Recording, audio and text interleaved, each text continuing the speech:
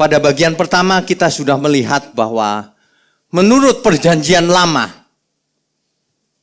dalam kitab Yesaya 43, ayat 10 sampai 11, di situ dikatakan, tidak ada juru selamat lain selain Yahweh. Tidak ada yang lain. Artinya apa? Menurut Yesaya, ini bagian pertama ya, kita ngulang cepat aja. Yesaya 43 ayat 10 sampai 11. Di situ dikatakan tidak ada juru selamat selain Yahweh. Artinya juru selamat cuma satu, yaitu Yahweh, YHWH. Ya.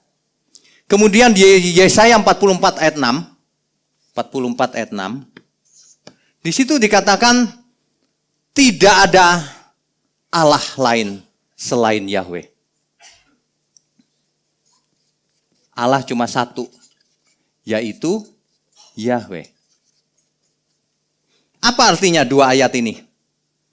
Artinya Yahweh lah juru selamat itu. Dan dialah Allah. Nabi Yesaya hidup 700 tahun sebelum Kristus inkarnasi menjadi manusia. Tidak ada yang tahu ketika itu siapa Yahweh, karena nggak ada yang bisa melihat. Tetapi di perjanjian baru, Tuhan Yesus menjelaskan maksud ayat itu. Yohanes 4 ayat 25 sampai 26. Ini pengulangan aja, jadi cepat aja. Di situ Tuhan berkata, akulah dia, Mesias yang ditunggu-tunggu itu. Akulah dia, Mesias.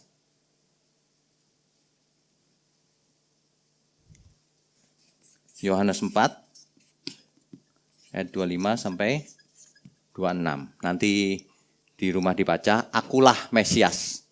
Kalau Tuhan Yesus mengaku akulah Mesias, artinya akulah juru selamat. Kalau akulah juru selamat, padahal tidak ada juru selamat lain selain Yahweh. Itu sama dengan Tuhan mengaku akulah Yahweh. Sedangkan tidak ada Allah lain selain Yahweh. Artinya akulah Allah. Apa kurang jelas? Jadi kalau ada pertanyaan dari luar Kristen kepada orang Kristen, di mana Alkitab berkata Yesus Tuhan? Yesus Allah? Sudah bisa jawab sekarang ya? Enggak cuma satu ayat ini loh. Seluruh Alkitab itu bicara soal Yesus, soal Sang Juru Selamat. Seluruh perjanjian lama itu menantikan Juru Selamat. Tidak ada tujuan lain hidup ini. Menantikan Sang Juru Selamat. Sebab tanpa Juru Selamat tidak ada seorang pun bisa selamat. Itu masalahnya. Ya. Hari ini kita akan lihat bagaimana menurut perjanjian baru. Ada saja loh pertanyaan dari pihak mana-mana. Memangnya perjanjian baru menceritakan Yesus Tuhan? Anehnya orang Kristen banyak yang nggak tahu juga. Makanya 2 sesi ini menjawab semuanya. Seluruh Alkitab berkata dialah. Dan Tuhan Yesus sendiri mengaku akulah dia. Dan itu konteksnya jelas sekali. Tidak mungkin meleset. Ya. Kita baca 2 Petrus 1 ayat 1. Dari Simon Petrus, hamba dan rasul Yesus Kristus. Kalau kita mendengar Yesus Kristus, Kristus artinya yang diurapi. Itu jelas loh. Ya. Kepada mereka yang bersama-sama dengan kami memperoleh iman oleh karena keadilan Allah dan juru selamat kita, siapa? Kalimatnya jelas nih. Allah dan juru selamat kita itu Yesus Kristus. Kan sudah jelas, memangnya nggak ada. Yesus itu Allah dan juru selamat. Ada ayatnya, kok orang nggak tahu ya? 2 Petrus 1 ayat 1. Jelas. Tuhan mengasihi manusia sehingga tidak mungkin dia tidak menyatakan diri. Nggak mungkin. Kalau Tuhan tidak menyatakan diri, manusia binasa. Karena manusia tidak tahu siapa yang benar. Justru karena Tuhan menyatakan diri, mestinya kita pasang telinga. Mestinya kita membuka mata lebar-lebar. Alkitab ini jelas, tidak perlu tafsir tinggi-tinggi. Jelas kalimatnya. Satu lagi, Titus 2 ayat 13. dengan menantikan penggenapan pengharapan kita yang penuh bahagia dan penyataan kemuliaan Allah yang besar dan juru selamat kita, siapa? Yesus Kristus. Jelas sekali. Jadi Yesus bukan hanya juru selamat, dialah Allah yang maha besar. Ini jelas banget kalimatnya. Lah kok nanya, memangnya ada di Alkitab mengatakan Yesus Allah? Kau gak baca Alkitab artinya. Atau kau pura-pura gak tahu. Atau gak jujur. Itu aja sebenarnya. Ya, Tuhan itu begitu mengasihi manusia itu sehingga mengkomunikasikan dirinya dengan berbagai cara. Dengan berbagai alat komunikasi. Baik komunikasi verbal maupun komunikasi tertulis. Maupun lewat perbuatan-perbuatannya. Itu jelas semuanya. Lah kalau orang tidak mengenal. Memang kalau orang sudah kerasukan roh lain. Itu gak bisa mengerti kebenaran. Seperti orang melihat matanya terbuka tapi dia buta. Telinganya terbuka tapi dia tuli. Hati-hati. Hidup cuma sekali. Ya. Bagaimana menurut Injil? Apakah Injil mengatakan bahwa Yesus Tuhan atau Allah? Kita baca Injil Yohanes. Yohanes 1 ayat 1 sampai 2. Pada mulanya adalah firman. Firman itu bersama-sama dengan Allah. Dan firman itu adalah Allah. Ada orang yang mengatakan begini. Firman itu adalah Allah, Pak. Tapi firman itu bukan Yesus. Mana ada tulisan Yesus? Oke, enggak masalah. Kita teruskan bacaannya. Karena harus Alkitabiah, bukan? Ayat kedua. Ia pada mulanya bersama-sama dengan Allah. Siapa ia itu? Firman itu. Ya. Firman itu. Ayat 3. Hari ini kita baca ayat sangat banyak. Jadi Bapak Ibu fokus ya. Ayat 3. Segala sesuatu dijadikan oleh Dia. Dan tanpa Dia tidak ada sesuatu pun yang telah jadi dari segala yang telah dijadikan. Dia yang dimaksud di sini adalah seorang pencipta. Adalah pencipta.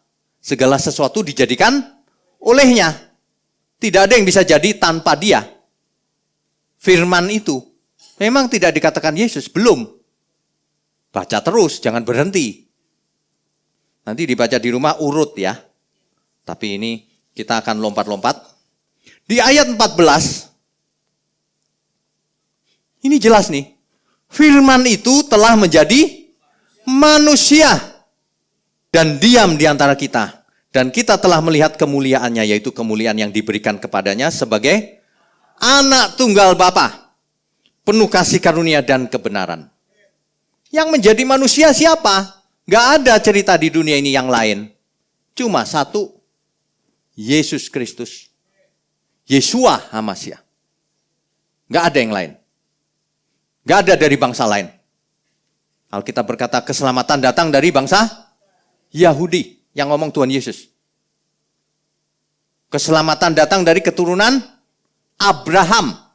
Ingat gak janji Tuhan kepada Abraham? Janji Tuhan kepada Ishak, kepada Yakub. Diulang-ulang 3 kali bukan? Keturunanmu yang satu itu, bukan keturunan-keturunan. Yesus. Itu sebenarnya penggenapan daripada di Taman Eden, ketika manusia jatuh dalam dosa, Allah langsung berfirman, karena mengasihi kan. Allah berfirman, nanti keturunan perempuan ini akan meremukkan kepala si ular. Itu sudah jauh hari dinubuatkan. Udah jauh-jauh hari. Ya, udah jauh hari. Di ayat berapa tadi? 14 ya. Kalau kita baca ayat 29, Bapak Ibu perlu mengerti ya, Alkitab kita itu aslinya tidak ada pasal, tidak ada ayat. Ini dinomorin. Apa artinya? Yohanes menulis sebagai rangkaian cerita yang utuh. Nggak boleh dipotong. Jadi kita harus baca urut terus sebenarnya. Nah, di ayat 29 kita baca. Pada keesokan harinya, Yohanes melihat Yesus datang kepadanya dan ia berkata, lihatlah anak domba Allah yang menghapus dosa dunia. Yang menghapus dosa. Di perjanjian lama orang-orang Yahudi mengerti. Yang bisa menghapus dosa cuma satu. Siapa? Mesias. Orang-orang Yahudi ini mengerti banget isi perjanjian lama, kitab suci. Yang bisa menyelamatkan manusia cuma juru selamat. Oleh Yohanes ditulis, lihatlah anak domba Allah yang menghapus dosa dunia. Juru selamat. Memangnya nggak ada di Alkitab, ini banyak ayat-ayatnya. Ini masalahnya, kau jujur apa enggak? Buka pikiran, buka perasaan. Jujurlah pada diri sendiri. Oke, kita lanjutkan. Kalau kita baca terus, ceritanya selalu begitu. Nggak ada yang lain, tidak ada yang bertentangan. Contohnya, pasal 8 ayat 24. Yohanes 8 ayat 24. Karena itu tadi aku berkata kepadamu bahwa kamu akan mati dalam dosamu. Sebab jikalau kamu tidak percaya bahwa akulah dia. Yang ngomong ini siapa? Yesus. Kamu akan mati dalam dosamu. Kalau kamu nggak percaya akulah dia, kamu mati dalam dosamu. Mana ada nabi berani ngomong begitu? Mana ada ya manusia yang berani ngomong begitu? Nggak ada.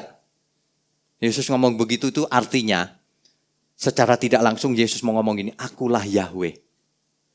Akulah yang ditunggu-tunggu itu. Nggak ada yang lain juru selamat. Nggak ada Allah lain. Gitu. Artinya ya. Oke. Di ayat 58. Kita lihat. Kalau baca Alkitab mesti begini Bapak Ibu. Jangan satu ayat terus direnungkan, dikarang-karang sendiri artinya. Aduh, banyak yang begitu loh. Satu ayat terus dikarang sendiri. Makanya sesat pikirannya. Di ayat 58, kata Yesus kepada mereka, aku berkata kepadamu sesungguhnya sebelum Abraham ada, aku telah. Sebelum Abraham jadi. Sebelum Abraham lahir, aku sudah ada. Orang Yahudi bingung dengar itu. Ini siapa sih anaknya Yusuf tukang kayu? Abraham zaman apa kok bisa ngaku ngomong begini? Ini gimana sih ceritanya? Yesus mau kasih tahu, aku itu ada jauh sebelum semuanya ada. Gitu loh. Apa kurang jelas kalimatnya? Kalimatnya jelas loh. Orang-orang yang tidak percaya. Kita hari ini sudah dapat ayat-ayat yang lengkap. Kalau sampai tidak percaya juga, itu bodoh banget. Dulu orang Yahudi bingung karena perjanjian baru belum ada. Adanya perjanjian lama. Salah kali, enggak kali, gitu. Sekarang perjanjian baru pun sudah ada. Ibarat orang mau ujian kita dapat contekannya. Jawabannya sudah ada. Tinggal kita percaya atau tidak. Aku percaya Pak, sudah Kristen. Percaya apa maksudnya? Belajar yang benar. Kalau cuma percaya di otak, setan pun percaya Yesus Tuhan. Bukan itu yang dimaksud percaya. Ya? Oke. Kita lanjutkan. Suatu hari Tuhan bangkit dari kematian. Ini lompat lagi ceritanya. Ibarat film itu potongan-potongan. Tapi nggak apa-apa, nanti dibaca di rumah supaya lengkap ya. Suatu hari Tuhan Yesus sudah bangkit. Dia muncul di hadapan para murid. Kecuali Thomas tidak ada. Para murid lihat bangkit. Lalu Thomas diceritain sama murid-murid yang lain. Guru kita bangkit. Thomas bilang, yang benar. Mana ada orang mati bangkit. Aku nggak percaya. Sebelum aku lihat dengan mataku sendiri, aku nggak percaya. Gitu kan? Kita lihat pasal 20 ayat 28. Pasal 20 ayat 28. Atau 27 dulu sebelumnya, biar lengkap ceritanya. Kemudian ia berkata kepada Thomas, iya di sini Yesus. Taruhlah jarimu di sini dan lihatlah tanganku. Ulurkanlah tanganmu dan cucukkan ke dalam lambungku. Dan jangan kau tidak percaya lagi, melainkan percayalah. Lalu Thomas melakukan itu. Dan Thomas gemetar pasti. Iya benar. Thomas menjawab Tuhan Yesus dengan apa? Ya Tuhanku dan Allahku. Jelas gak itu kalimat? Yesus Tuhan dan Allah. Ketika Tuhan Yesus mendengar hal itu, apa Tuhan bilang begini? Bukan, aku bukan. Apa kata Tuhan? Ayat berikutnya. Ayat 29. Kalau baca Alkitab begitu. Kata Yesus kepadanya, kepada Thomas maksudnya, karena engkau telah melihat aku, maka engkau percaya. Berbahagialah mereka yang tidak melihat namun percaya. Kalau melihat percaya, semua orang juga bisa. Berbahagialah orang yang tidak melihat tapi percaya. Tuhan gak menolak loh dipanggil Tuhan dan Allah. Yesus tidak menolak dipanggil itu. Apa artinya? Kau benar. Tapi kau benar karena kau melihat. Berbahagialah orang yang tidak melihat tapi percaya. Percaya apa? Bahwa Yesus Tuhan dan Allah. Bahwa ia juru selamat. Bahwa ialah yang dinanti-nantikan. Bahwa ialah yang dinanti-nantikan baik di dunia fisik maupun dunia roh. Di dunia fisik umat Israel menanti-nantikan Sang Mesias. Di dunia roh para tawanan orang saleh perjanjian lama menantikan Tuhan Yesus datang. Makanya Tuhan Yesus berkata, Abraham suka melihat hariku. Abraham di mana? Di dunia roh. Di dunia orang mati. Abraham suka melihat hariku. Dinanti-nantikan. Hari ini, kalau kita sudah tahu kebenarannya, mestinya kita fokusnya ke Tuhan Yesus. Ada amin gak ini? Belajarlah sama Dia yang maha tinggi. Gak ada ilmunya yang lebih tinggi dari Tuhan Yesus. Dia pencipta Allah kita. Kalau belajar berdoa sama siapa? Tuhan Yesus. Jangan sama perjanjian lama.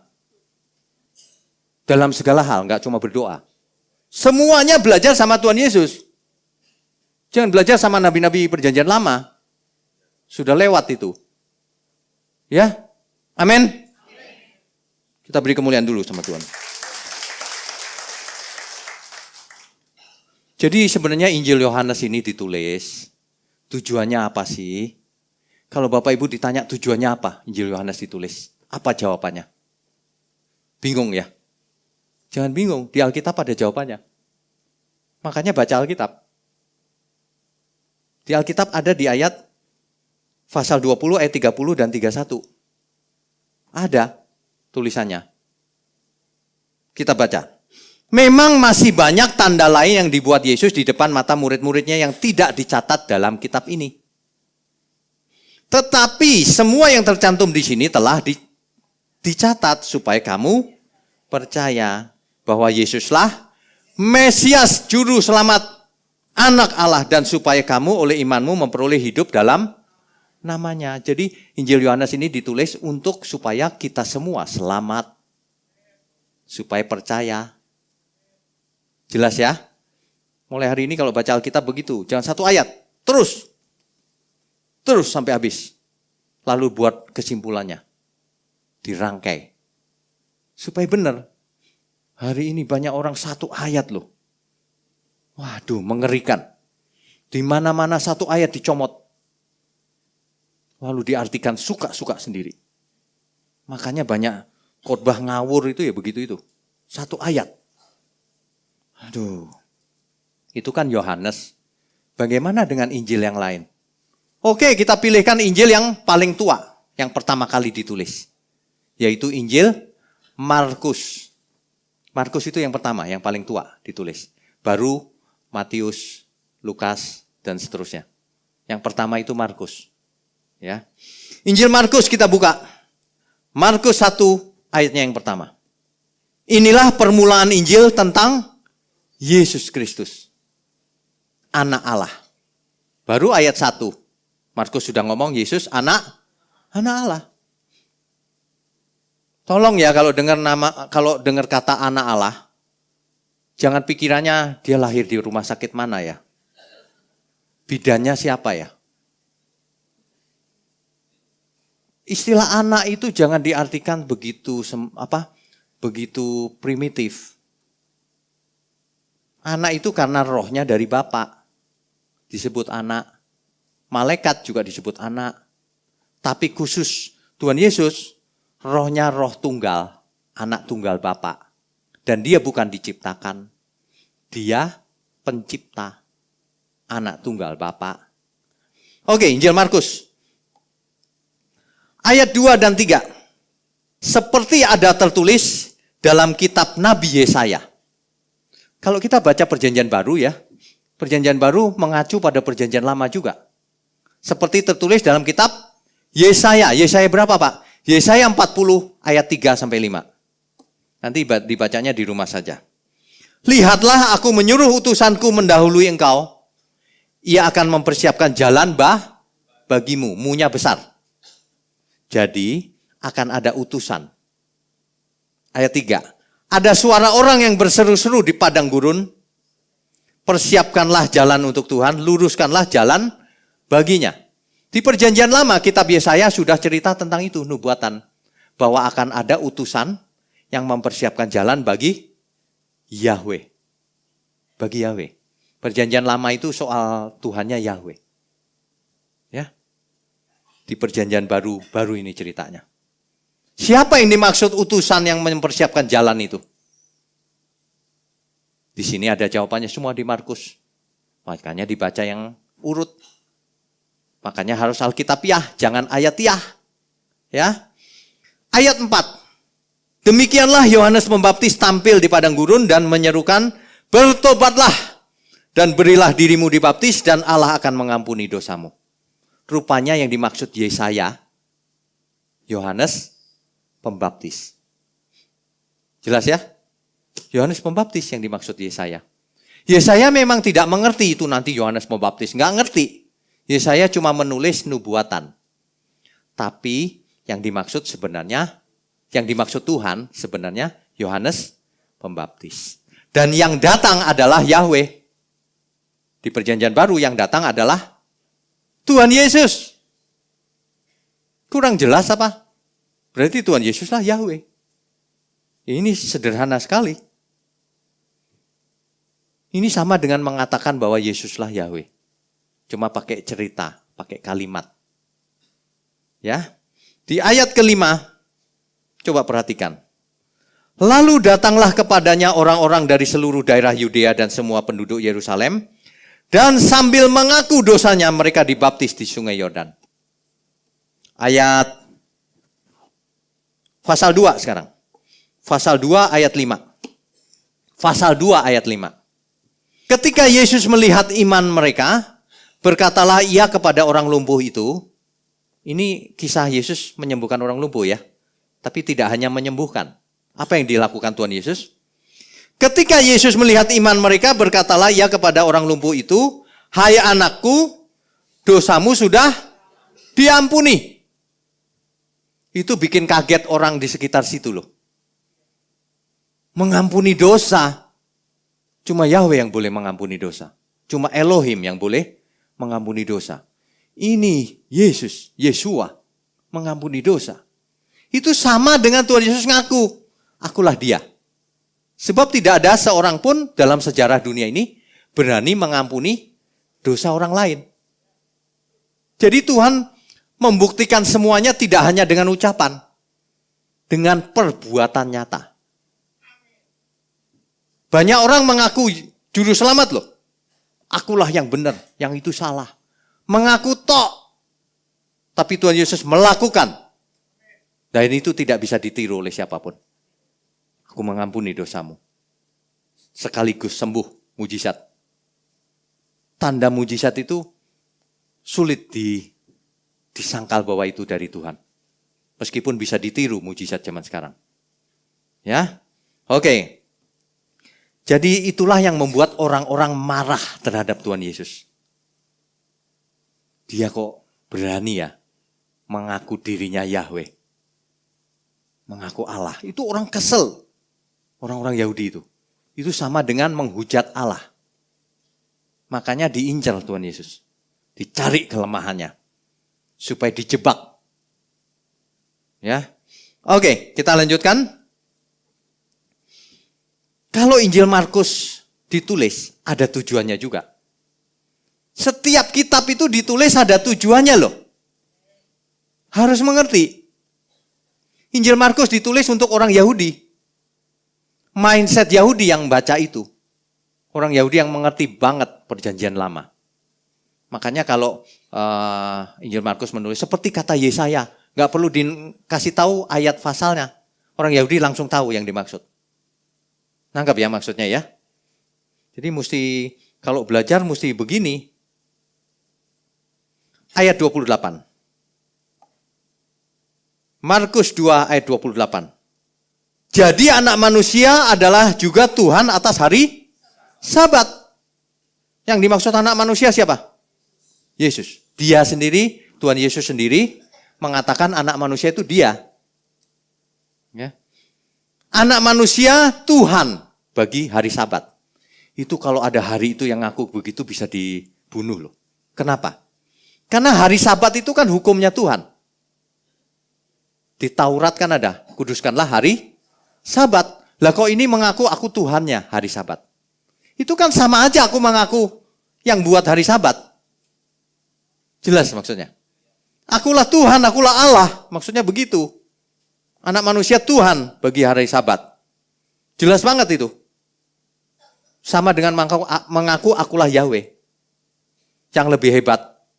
Pasal 4 ayat 39.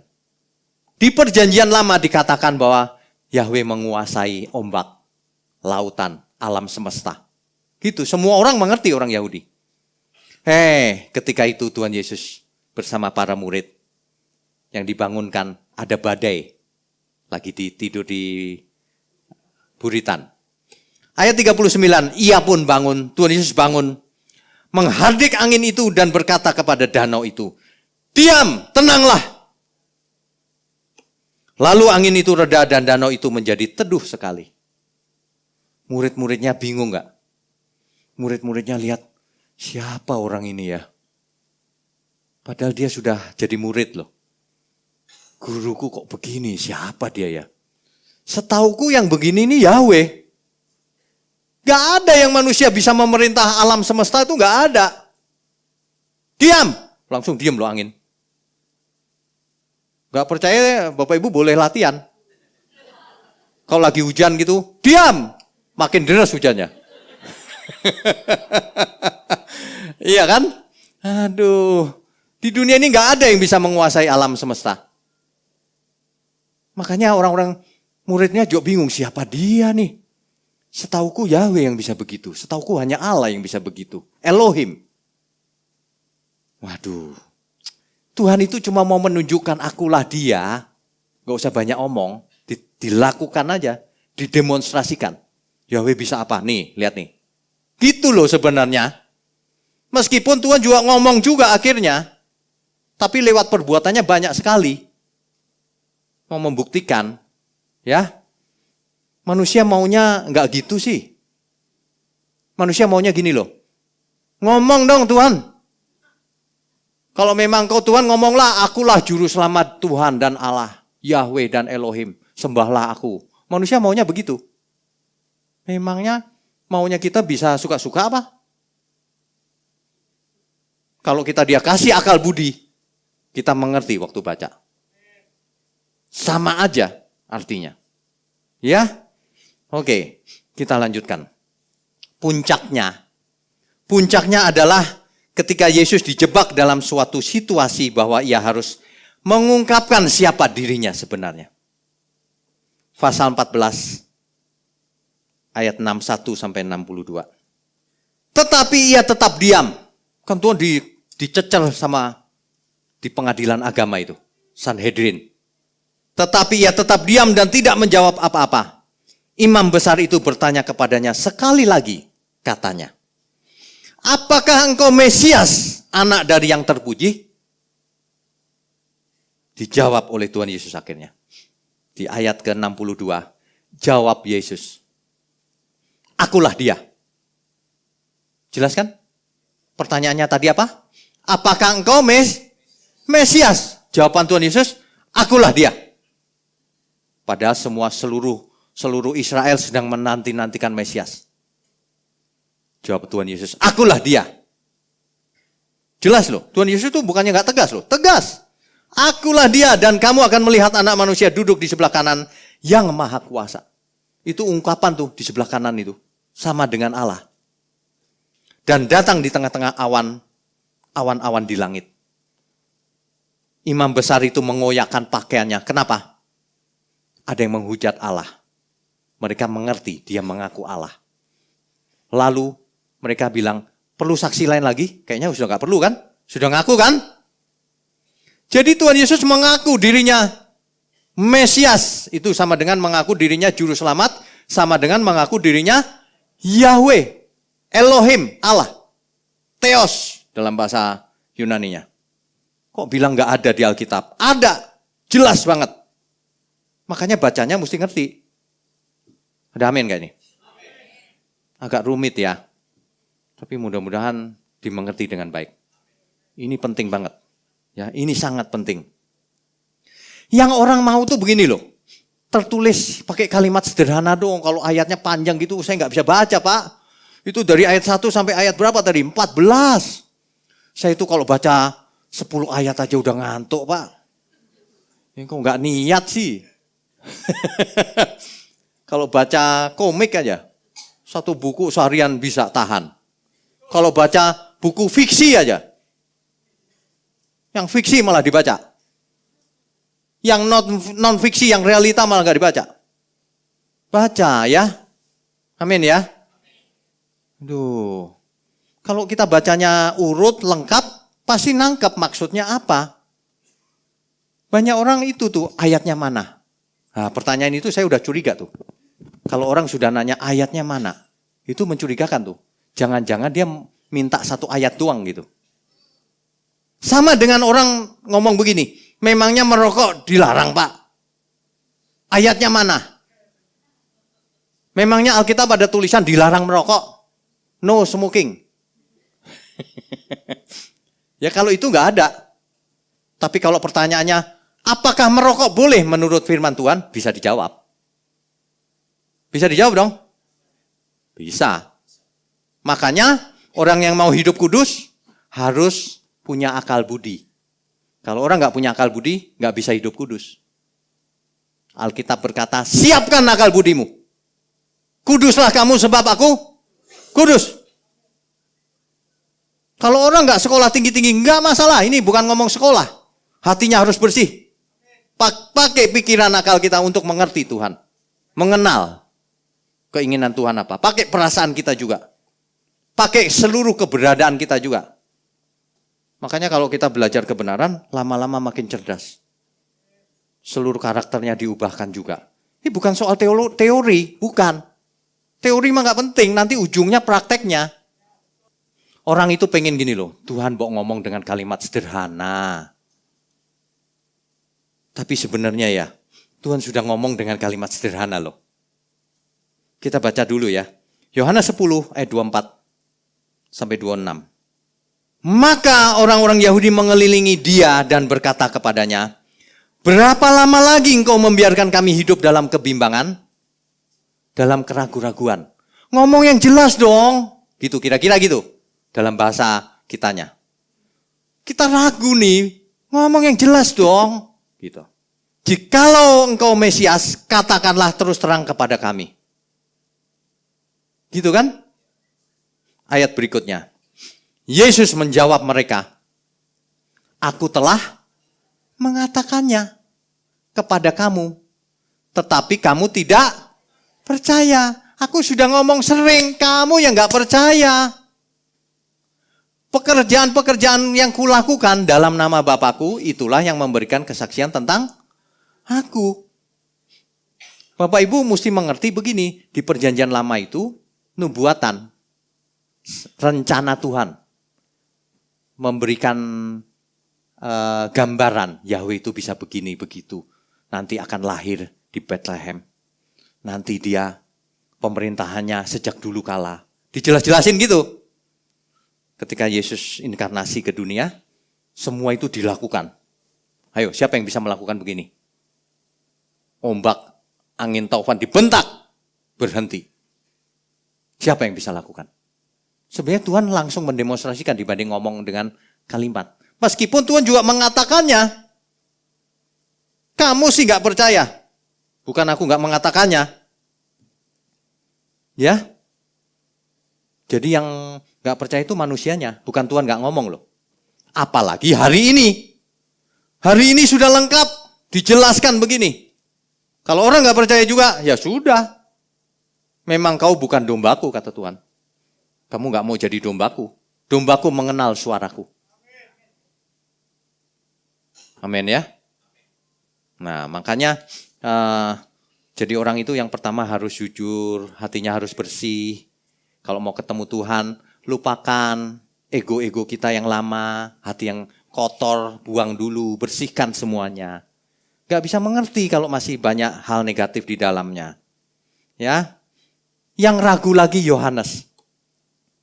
Di Matius 11 ayat 2-6. Di dalam penjara Yohanes mendengar tentang pekerjaan Kristus. Di dalam penjara Yohanes dengar Tuhan begini begitu. Dengar. Lalu menyuruh murid-muridnya bertanya kepadanya. Yohanes suruh muridnya tanya kepada Yesus. Engkaukah yang akan datang itu? Atau haruskah kami menantikan orang lain? Ini Yohanes agak aneh juga nih. Yohanes ini yang membaptis Yesus loh. Yohanes berkata, inilah anak domba Allah yang menghapus dosa dunia. Setelah di penjara dia keder juga tuh. Kok aku di penjara gak ditolongin ya? Kira-kira gitu. Makanya dia suruhan murid-muridnya, tanya dong. Bener gak sih sebenarnya? Gitu. Jangan-jangan dulu aku salah ngomong tuh. Tanya dong. Ragu rupanya Yohanes. Ya, ayat berikutnya. Setelah murid-muridnya itu tanya Yesus menjawab mereka. Pergilah dan katakanlah kepada Yohanes apa yang kamu dengar dan kamu lihat. Orang buta melihat. Orang lumpuh berjalan.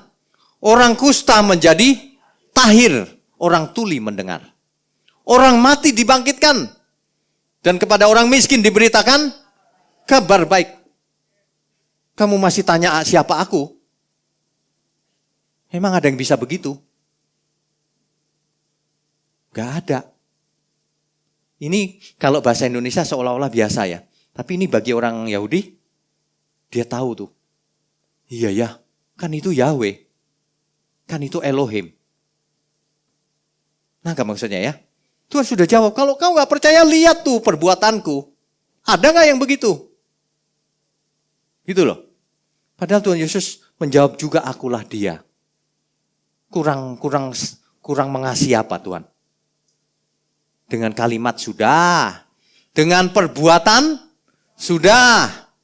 Akhirnya mati di kayu salib juga sudah. Bahkan bangkit akhirnya. Sudah juga kan demonstrasi bangkitnya. Bahkan naik ke surganya enggak meluncur. Pelan-pelan. Supaya orang melihat. Kurang apa lagi? Tuhan begitu mengasihi kita loh. Pertanyaannya itu apakah kita mengasihi dia? Kalau Tuhan mengasihi kita sudah pasti. Itu sudah pasti. Bagaimana menurut Paulus sendiri? Kan perjanjian lama sudah, perjanjian baru sudah, Injil sudah, semua ngomong sama ya. Paulus juga perjanjian baru. Tapi tulisan-tulisan Paulus bagaimana? Nanti dibaca sendiri di rumah. Salah satunya aja, Filipi 2 ayat 5-6. Comot ayat mana aja sama kok ceritanya. Sama. Jadi kalau ditanya ayatnya mana? Oh gampang. Semua ayat juga sama ceritanya. Filipi 2 ayat 5-6. Hendaklah kamu dalam hidupmu bersama menaruh pikiran dan perasaan yang terdapat juga dalam Kristus Yesus. Yang walaupun dalam rupa Allah. Tidak menganggap kesetaraan dengan Allah itu sebagai milik yang harus dipertahankan. Menurut Rasul Paulus, Yesus adalah kodrat atau rupa Allah. Jadi terjemahan rupa Allah di situ. Di tadi itu kan ada walaupun dalam rupa Allah. Itu sebenarnya kalau mau dilihat teks aslinya. Walaupun dalam kodrat Allah. Walaupun naturnya Allah. Jadi Yesus itu Allah. Dan kalau kita lihat seluruh ayat-ayat perjanjian baru yang manapun pasti sama. Yesus adalah Tuhan dan Juru Selamat. Tidak ada yang lain. Ya, jelas banget. Jadi Lucu kalau ada orang tanya, di mana emang ada? Itu cuma gertak sebenarnya. Lain kali kalau ada yang nanya gitu, kasih tahu baik-baik. Gak usah pilih-pilih ayat, mana aja dibuka, lu baca. Kalau nggak ngerti, ku jelasin. Ya, Tuhan itu nggak mungkin menyembunyikan identitas dirinya. Kalau dia sembunyikan identitas dirinya, kita nggak bisa kenal dong. Kalau kita nggak bisa kenal, kita binasa. Hosea 4 ayat 6. Umatku binasa karena tidak mengenal Allah. Kalau orang tidak mengenal Allah, pasti binasa. Jadi tidak mungkin Allah tidak memperkenalkan dirinya. Kenapa umatku binasa tidak mengenal Allah? Kenapa tidak mengenal Allah? Kalau baca ayat yang lengkap. Karena engkaulah yang menolak pengenalan itu. Karena kau nolak, maka aku menolak engkau menjadi imamku. Bahkan, dan karena engkau melupakan pengajaran Allahmu, maka aku juga akan melupakan anak-anakmu. Mengerikan ya. Tuhan tidak pernah menolak manusia yang datang kepadanya. Kamu yang nolak. Kamu nolak, kutolak kau. Memangnya aku murahan. Barang siapa menolak Tuhan, ditolak Tuhan. Itu sudah pasti. Mengerikan ya, banyak orang menolak Tuhan Yesus. Dia tidak tahu yang ditolak siapa. Banyak orang berpikir Tuhan Yesus adalah guru Yahudi yang baik. Banyak orang berpikir Tuhan Yesus adalah hanya nabi. Salah satu nabi Israel. Tapi banyak orang tidak mau tahu bahwa Yesus satu-satunya Mesias.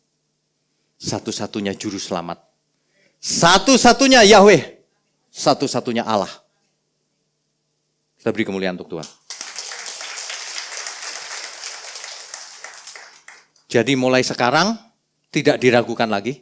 Seluruh Alkitab, perjanjian lama, perjanjian baru yang isinya Injil dan tulisan para rasul, maupun tulisan Paulus, semua mengatakan hal yang sama, tidak ada pertentangan di dalamnya. Terbukti bahwa Alkitab kesatuannya sempurna. Itu namanya koheren. Terbukti bahwa firman Tuhan tidak berubah. Dahulu, sekarang, dan selama-lamanya. Alkitab tetap asli. Tidak ada yang palsu. Kalau orang masih tidak percaya, lihat dari buahnya. Buah dari orang-orang yang mengikut Kristus. Makanya Bapak Ibu semua, kita semua termasuk saya, nggak boleh jadi sandungan. Kita kemana saja harus jadi saksi Tuhan. Supaya orang kalau lihat, iya ya ini pasti benar nih Tuhannya. Amin ya. Makanya Tuhan percayakan setiap kita, jadilah saksiku sampai ke ujung bumi. Itu artinya Tuhan percaya sama kita. Kamu bisa jadi saksiku. Jadi kalau ada orang nggak bisa jadi saksinya, jangan ngomong iman deh. Kan sudah dibahas tuh soal iman. Alef mem nun ya. Ada itu. Kalau orang tidak bisa dipercaya, nggak usah ngomong kebenaran, nggak usah ngomong iman, dia tidak bisa dipakai Tuhan. Dia tidak bisa jadi saksi. Jadi saksi gampang nggak? Setengah mati susahnya. Kita nggak boleh buat salah sekecil apapun. Nggak boleh. Kita harus hidup tidak bercacat, tidak bercela. Dalam segala hal. Baik aku makan, minum, atau melakukan apapun, harus kulakukan untuk kemuliaan Tuhan. Kalau tidak, artinya kita tidak mengasihi Tuhan. Kalau dalam perjanjian lama banyak kutuk. Kutuk mandul lah, kutuk tidak punya rumah lah, kutuk penyakit lah, kusta, macam-macam. Di perjanjian baru udah gak laku kutuk. Karena Tuhan sudah mati di kayu salib. Semua kutuk sudah dipatahkan. Ada amin gak nih? Mulai hari ini jangan ngomong ya, Pak kayaknya saya masih punya kutuk nih Pak. Nggak ada. Gereja jualan kutuk tuh. Gereja bukan jualan berkat, jualan kutuk. Jangan-jangan kau kena kutuk kali. Gitu. Nggak ada kutuk. Kecuali.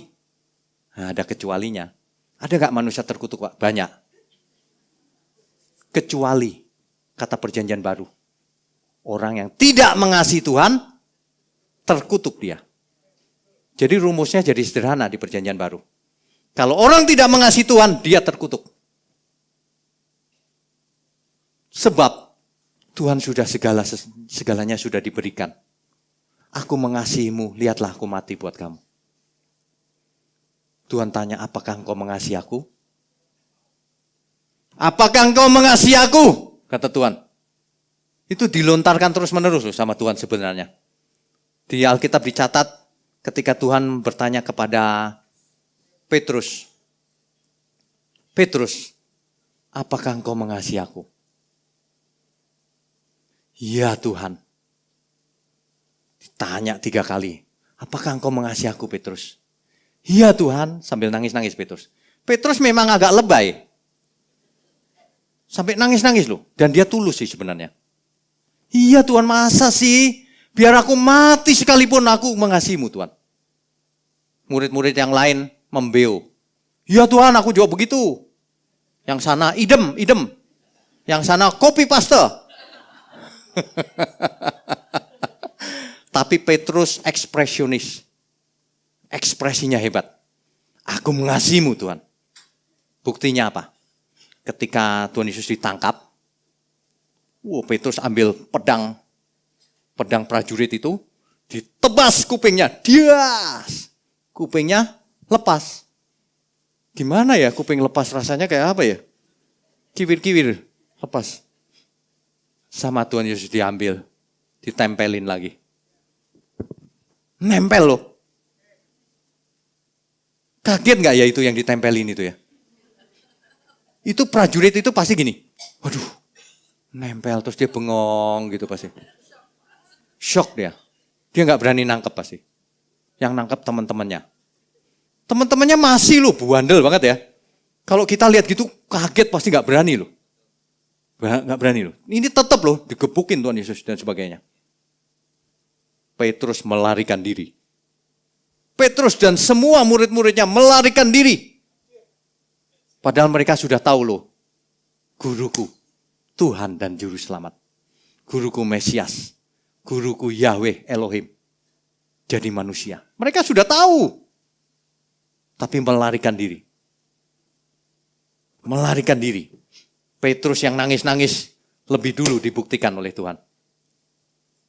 Ada seorang hamba. Budak hari itu. Kayaknya kau kenal dia ya? Baru kenal toh lo nanyanya. Enggak. Siapa dia? Padahal kemarin ngomong aku mengasihimu Tuhan. Nangis-nangis. Enggak, siapa dia kata Petrus. Di kesempatan lain ada seorang yang lain lagi. Kamu cara ngomongnya kayaknya sama ya, sekelompok sama Yesus. Enggak lagi, swear. Waduh, Petrus pakai swear segala loh. Waduh, iya dicatat di Alkitab. 3 kali orang banyak ngomong, ini kayaknya salah satu dari mereka. Waduh, ditambahin lagi gak cuma swear. Dengan mengutuk. Bukan, aku tidak kenal dia.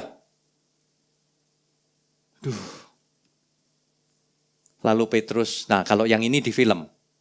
Di film Petrus lihat wajah Tuhan Yesus dari jauh. Tuhan Yesus noleh aja.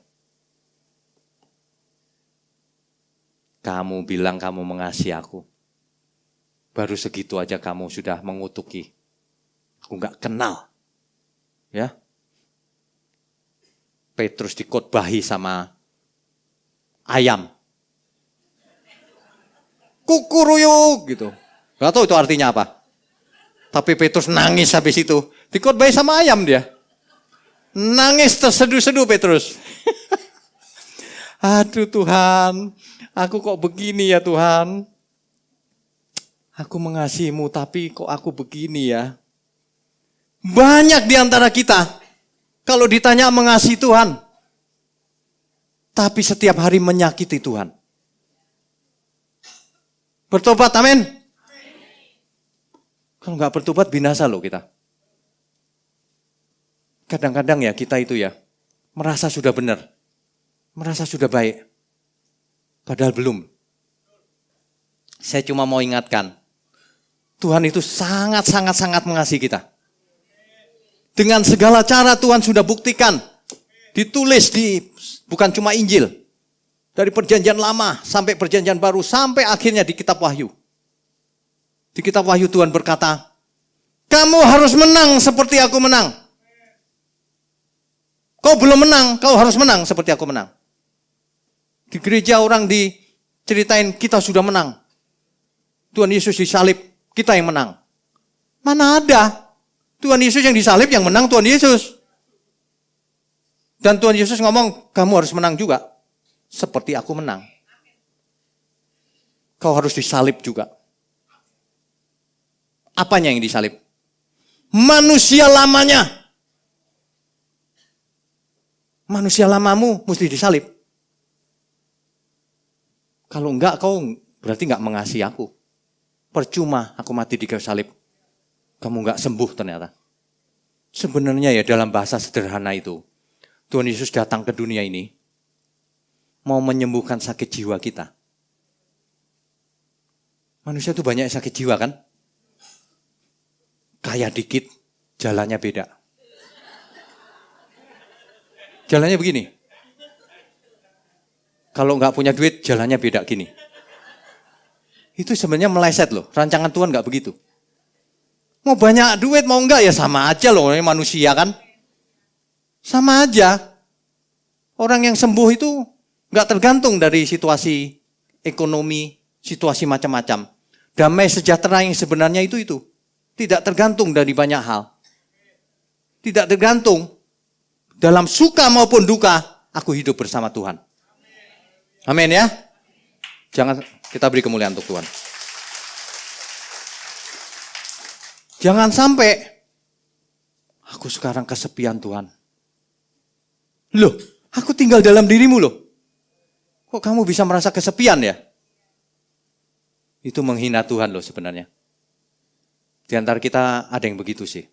Tapi bertobat lagi. Mungkin karena tidak mengerti. Kita tidak sendirian.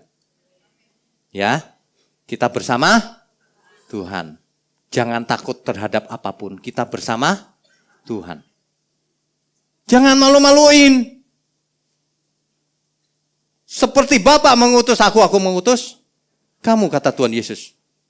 Kita diutus Tuhan Yesus. Diutus itu artinya dipercaya loh. Dipercaya. Apakah engkau mengasihi aku? Ditanya lagi seperti Petrus. Jawaban kita apa? Loh, kok gak ada yang jawab? Ya Tuhan, aku mengasihimu. Tapi jangan ngomong tok. Ya Tuhan, aku mengasihimu. Tuhan ngomong apa? Jika engkau mengasihi aku, engkau akan melakukan segala perintahku, firmanku, kehendakku. Mulai hari ini bertobat, baca Alkitab. Urut yang lengkap, minta pencerahan Roh Kudus, supaya kita mengerti dan kita berubah. Semua kita berubah. Jangan tidak ada yang tidak berubah. Jangan tidak ada yang tidak berubah. Kenapa? Karena kita semua mau pulang, bukan? Yang gak berubah pulangnya ke tempat lain. Jurusannya lain itu. Aduh. Kalau kita permasalahkan apakah Yesus Tuhan, ini sebenarnya topik lama, kuno. Cuma orang tidak membahasnya dengan benar. Pertanyaannya bukan itu yang penting. Aku tahu Yesus Tuhan, Juru Selamat, Mesias, Allah yang hidup. Aku tahu. Apa yang harus kulakukan sekarang? Itulah yang paling penting. Kalau aku ikut Tuhan, apa yang harus kulakukan? Apakah hidupku sudah berkenan di hadapan Tuhan? Itu lebih penting. Sebab biarpun kita tahu Yesus Tuhan, kalau kita nggak benar, aku tidak kenal kamu, kata Tuhan. Hari ini dilepaskan semua ya. Hari ini pelepasan. lepaskan semua hal-hal yang tidak berkenan di hadapan Tuhan. Oke? Kan saya sering kasih ilustrasi. Sekali lagi dah diulang. Ada orang kerasukan roh jahat. Roh jahat bisa diusir kan? Gampang. Dalam nama Yesus keluar. Roh jahatnya keluar. Yang ketinggalan orang jahatnya.